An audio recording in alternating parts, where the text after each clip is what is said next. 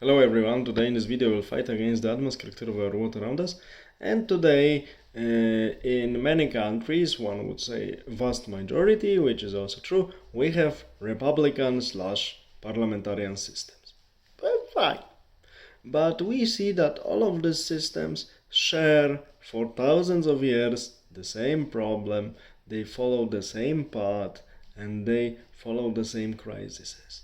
And in some sense, this crisis today can be regarded as magnified thanks to internet and commonly spread media, because information, especially the more stupid information, the faster it goes, is spread around almost to every household. And we see that people very often take their stand on the basis of their feeling about some information they heard. They, in most cases, even don't check if the information is true or not, what's the source of the information, and what's the intention of people who spread this information. They react on it in most cases with emotions. And emotional reactions are very often rapid, very often are very strong and easy to be directed and manipulated.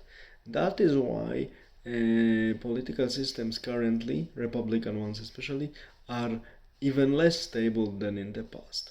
But still, I claim what I'm always claiming. History is the teacher of life, and one of the best documented case of the fall of the Republican system is the fall of the Roman Republic since the reforms of the Gracchi brothers until the closure of the Janus Temple, so finish of the Roman civil wars in 27 BC.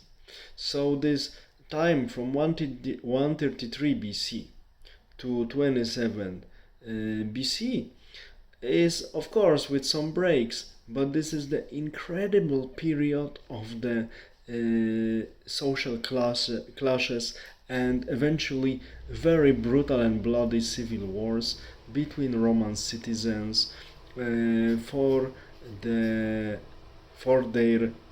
and they were all claiming for their freedoms, but I would say for the shape of their country and the shape of their political system. And we see how long it took before a Roman state was transformed, and many of the sons of the Roma were killed in the civil wars, in the wars between brothers, before this peace for a long time was achieved. Was it worth it? I'm not here to judge it. I wouldn't even know how to judge it. But I can say one thing. This is the intrinsic feature of republican systems. The inherent conflict and recurrent problems that cannot be solved by the republican elite, that always lead to the growing problems and accumulating aggression between different factions that eventually lead to the bloody solutions.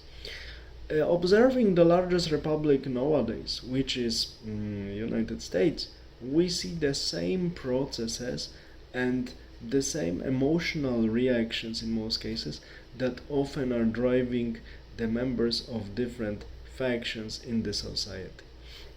But the sad thing is that so-called ordinary people cannot follow the logics that should always tell you that national interest, so interests of all of us, is the most important.